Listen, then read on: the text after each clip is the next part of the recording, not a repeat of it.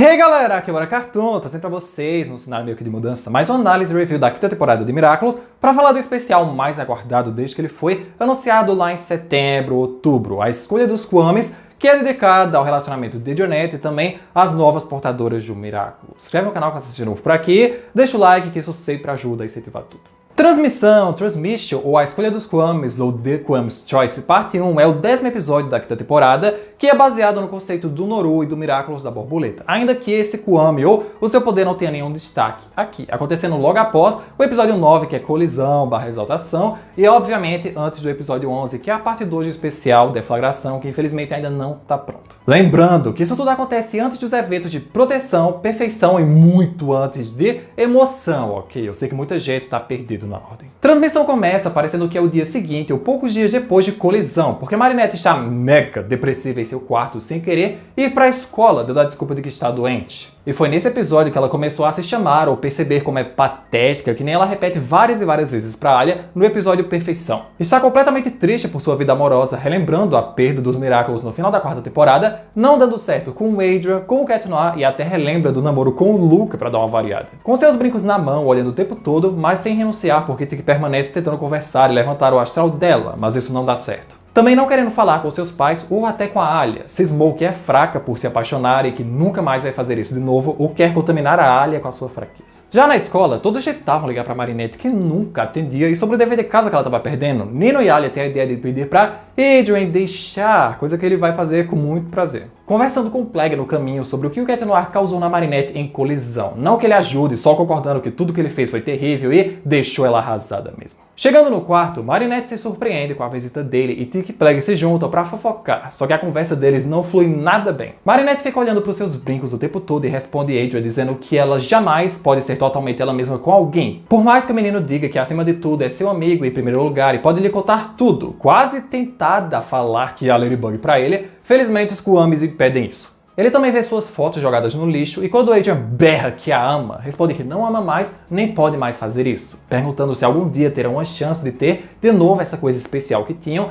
mas ela responde assertivamente que não, nunca. Simplesmente pura depressão esse episódio, viu? Tá até superando Colisão. E lá no François Dupont, Zoe também ligava pra Marinette, que nunca atendia, estando muito preocupada com ela, até se deparar com literalmente uma festa rolando na sala de artes. Com todos os amigos da Marinette comemorando porque Alia mandou a solução perfeita para a situação, o Adrian, e obviamente Marinette vai melhorar depois disso. Ainda que Zoe esteja muito incerta e no meio tempo Alia recusa uma chamada da Nora na sua Alliance. E aí, pra completar, Adrian sai tão triste depois dessa conversa que Monarch já se prepara para acumatizar um menino que descobriu que perdeu o amor. Só que quando percebe que é o Adrian, que nem ele fez em Glaciator 2, Gabriel se destransforma e desiste da acumatização. Enquanto Marinette chorava mais um pouco, Tig e Plague vão conversar sobre a cena que acabaram de presenciar. O quão foi cruel, doloroso e etc. E por isso Plague acha que Mestre Fu pode ter feito a escolha errada. Tig nega porque o amor deles é o que os mantém fortes e unidos. Já Plague refuta porque esse amor e a escolha impossível tá destruindo eles. E por isso, talvez precisem livrá-los desse fardo e dessa escolha e deles mesmos. No meio da festinha na sala de artes, todos comemoravam muito antes da hora que eles finalmente vão dar certo e começar a namorar, sem saber que nesse exato momento,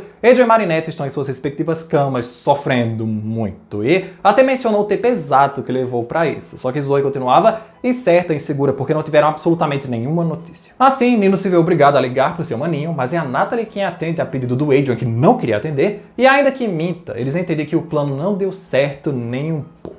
Todo o comportamento da Zoe nesse episódio é bem esquisitinho, e assim que sai do quarto, Natalie dá de cara com o Gabriel, já o ameaçando pra não se aproveitar da tristeza do seu filho, dizendo que não é um monstro, ele só quer consolá-lo como qualquer pai faria, afinal, é o pai dele. E no quarto, vimos aquela frase do Gabriel de que ele sabe como é ter um coração partido, por mais que ele não se aprofunde muito nesse assunto, e é aqui que ele insiste para que o filho use uma Alliance, garantindo que irá ajudar, mas pelo seu sorrisinho maléfico no final, não foi pensando no bem do filho que ele pediu isso. Felizmente, Adrian ignora isso e logo depois ele tira a Alliance, só que aí chegam Plague e Tic para falarem que ambos são portadores exemplares, só que precisam tirar o fardo deles usarem os Miraculous e encontrarem novos portadores. Porque está fazendo muito mal a eles. Vossa missão está terminada e assim podem declarar seus sentimentos a quem amam, e com muito pesar, eles retiram os Miraculous dando aos seus Kwamis, com Tic dizendo que jamais esquecerá a Marinette e Plague de que Adrian jamais o esquecerá. Infelizmente, esse momento coincide bem na hora que Gabriel voltou pro Vovil e ia ser Monarch Monark porque ele quer sim akumatizar o Adrian. E só não fez isso naquela hora porque ele não tinha uma Alliance para receber um poder de Kwame, provando que ele tá realmente louco e seus valores realmente caíram da quarta temporada pra cá. Mandando o Mega Akuma pro quarto do seu filho, só que ele viu a lição da Marinette e se anima na hora, driblando o Akuma e indo embora junto da sua negatividade. Marinette também estava animada na casa dela. Assim, ele retoma o Akuma e com sua concentração sente a raiva forte de outra pessoa, daquele personagem novo que se chama Bulber, mas aparentemente adaptaram o nome dele aqui pra Cook. Isso se eu não ouvi errado. E Monark acha muito interessante porque ele usando 5 Alliances pode transferir 5 poderes diferentes de Kwames para esse vilão que vai ser excepcional. Nos revelando mais uma das limitações dos anéis, Monark não pode dar vários poderes a uma pessoa a não ser que burle as regras como a Safari fez. Cada Alliance só suporta a essência de um Kwame por vez, como se fosse um Miraculous mesmo. Logo, ele só pode dar múltiplos poderes a um vilão se caso ele use mais do que um dos anéis da Alliance. Regra que,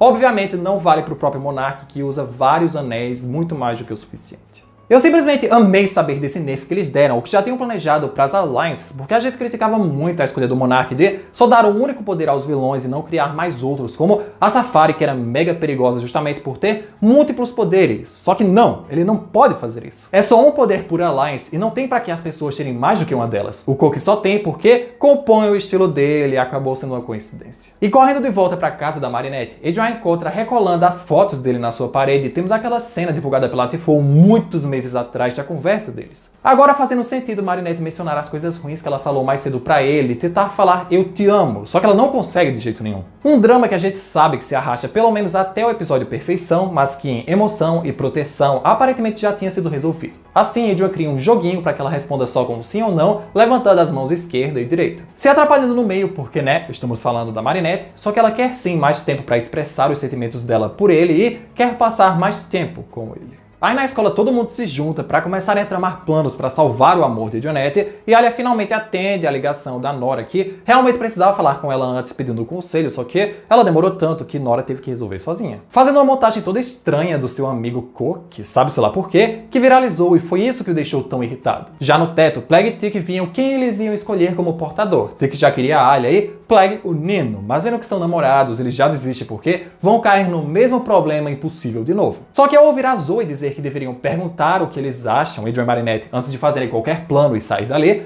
Plague encontrou sua portadora. E enquanto Zoe ligava preocupada mais uma vez com a Marinette, que pode conversar com ela porque sabe como o amor pode ser complicado, Plague só taca o anel nela e a chama ali no cantinho para oferecer uns poderes diferenciados para ela. E no banheiro, Tick chega com os brincos pra Alia, contando o que aconteceu e que escolheu ela, se sente segura com ela e sabe que vai suportar a responsabilidade. Mas, por não esconder nada do Nino, Alia já não quer aceitar. Não que seja uma novidade, porque ela demonstrou isso muito bem, tanto com a própria história da Reina Furtive, como em Hakusan. Porém, se for pra Marinette poder ser feliz no amor, ela aceita. Como eu falei muito no vídeo sobre a Jaqueline, eu ainda acho que a Tick fez a pior escolha possível. E a Alia foi muito nobre da parte dela aceitar isso, porque ela não queria. Só que ao perceber que Marinette pode enfim viver o seu amor e tal, ela aceitou, mesmo que ponha em risco o seu namoro com o Nino. Eu não critico muito a escolha do Plague, porque o Plague é caótico, né, gente? Quando ele viu uma pessoa que tava pensando diferente dos outros ali, que foi a Zoe, ele já escolheu ela e dane-se. Mas, quanto a Alia, mesmo quando ela tinha que portar os brincos só por um final de semana, já não queria ter que mentir pro Nino. Nem consegue de fato e por isso que ela contou da Reina Furtive tão rápido. Não tinha como Marinette e Tick saberem disso antes na quarta temporada, então tudo bem, mas hello, todo mundo sabe disso agora. E Tick foi deveras egoísta jogando esse tipo de pressão na Alia agora só para se sentir confortável com a sua portadora. Já que tinha outras opções muito mais viáveis, como a que Plague escolheu, que não namoram ninguém e são maduros nesse sentido, tipo Kyoko e Luca. Na real, eu acho que eles foram amarrados como sempre e não queriam ter que criar um modelo 3D de outro herói novo, já tendo a Scarabella, que nem sequer foi uma boa portadora dos brincos, como a Tick jura que ela foi. Mas enfim, de volta ao casal feliz, eles batem a cabeça no outro e Adrian já tinha que ir pra casa. Só que dão de cara com um novo vilão chamado Kiko. Sim, Kiko, tipo Kiko do Chaves. E por isso Adrian vai ter que ficar lá até Ladybug e Cat Noir resolverem tudo. Ainda que os dois estejam inseguros, porque agora não é mais com eles. Kiko começa a atacar o bairro asiático, tacando colisão em tudo, até surgir Scarabella, meio atrapalhada para não perder o costume, e Kiri Noir, também um pouco atrapalhada, não dando tempo delas se apresentarem ou falarem seus nomes, porque o Kiko já ataca elas. As novas heroínas deixam as apresentações de lado e tentam parar o Kiko, só que além de grande, ele também parece ser bem ágil. E além de ter o proteção e o colisão, ele também foi abençoado com o poder de viajar da Kalki. usando pra surpreendê-las, até a Scarabella salvar Kirinoar no colo, só que aí Kiko vai e pega elas no socão surpresa. Percebendo que ele tem poderes demais para ser derrubado na marra, também percebe que o objeto akumatizado deve estar sendo protegido por aquele casco, assim que Kirinoar pula e o Cataclisma, mas não tem efeito e ela é jogada para longe. Porque além desses 3 poderes, Kiko também tem o Resistência da Stop. Pra piorar, Monark agora lhe dá o poder da multiplicação para o Kiko se dividir em 3. Assim Scara e Kiri percebem que a única forma de vencer é fazendo ele mesmo tirar o próprio escudo. Chamando o talismã e saindo vários metros de tecido, coisa que na hora Scarabella já sabe qual é o plano, iniciando com Kirinoar levando o talismã e fingindo que tem medo do Kiko, enquanto Scarabella vai distraí-lo. Pra alguém que teve tanta dificuldade em Hakusan, Scarabella criou um plano muito rápido, nível digno de Ladybug, porque enquanto ela distrai o super vilão, Kirinoar vai atrás do corpo de bombeiros, compra 1 milhão de latas de tinta até com a Jaqueline e eles vão se organizando no plano enquanto Scarabella tenta sobreviver. Criando um enorme balão de tinta sobre um dos Kikos, cortando e deixando impossível dele ver com a tinta. Assim tira a proteção e Scarabella esmaga o capacete, podendo pegar o Akuma e transformar o Koki, que não faz ideia do que houve. Mas na hora chega Nora pra brigar com ele e ele acha ruim, mandando ter respeito quando for falar com ela, e por essa fala eu imagino que eles realmente sejam namorados lutadores de MMA. Enfim, Scarabella conserta tudo com Miraculous Scarabella pro alívio de Adrian e Marinette, que viram com os próprios olhos que as 2 novas heroínas dão conta do serviço, podendo continuar o que começaram hoje, amanhã se vendo na escola. Terminando o episódio, mas na cena pós-créditos, a Alliance do Gabriel Agreste aponta 2 limites humanos ressentidos em 2 alliances. Na de Alia Césaire e na de Zoe Lee, dando uma risada maligna porque às vezes mudar pode ser muito bom. Graças a Deus eles mantiveram essa coerência com o episódio Júbilo, e não importa basicamente quem Tiki ou Plague escolheriam, porque eles nem sabem disso. 99% das pessoas de Paris seriam pegos de identidade secreta por ter um Alliance. E sobre o episódio, eu gostei muito dele, por mais que eu tenha várias ressalvas. O jeito que as heroínas resolveram tudo foi criativo e satisfatório, ainda que tenha ficado meio corrido, porque o episódio foca muito tempo de tela em Adrianette. Fora que achávamos que a Kirinoar podia decepcionar sendo perfeita demais ou muito sem sal, só que ela foi perfeita não sendo nem nada de mais nem de menos. Seguiu as ordens da Scarabella e manteve sua personalidade, só que aí o peso recai sobre a Scarabella que virou uma líder perfeita, criativa e sem segurança nenhuma de uma hora para outra. Também queria que tivesse tido um pouco mais de interação entre Zoe e Plague, além daquela jogada de anel. Entendo Tiki e Alia serem rápidas porque elas já se conhecem há tempos e Alia já sabe de tudo. Agora, a Zoe, não. Além do claro fato da Kirinoar não ter ganho nenhuma transformação, não ganhou uma sequência de ativação do Cataclismo e sequer mostraram a transformação da Scarabella, mesmo que ela já exista prontinha para usarem. Enfim, eu relevo quase tudo porque esse episódio foi feito para ser focado em Adrianette. Por isso a minha nota para ele é um 9 fechado. Eles foram muito gananciosos nessa parte 1, criando um episódio muito bom, mas que por vários e vários detalhes fica bem longe da perfeição. E por esse vídeo é isso, galera. Espero que tenham gostado da última análise do ano, porque sim, o Globo confirmou que só teremos episódios novos em 2023. Também não que faça muito, seja muita coisa, porque daqui 3 semanas já é ano novo. Então, se eles lançarem alguma coisa em janeiro, já vai ser um período de hiato bem curto. Deixe seu like para incentivar o canal, se inscreve caso você ainda não seja inscrito. Aqui tem um último vídeo que é sobre a White Diamond AU. Comente as suas notas para esse episódio e até o próximo vídeo.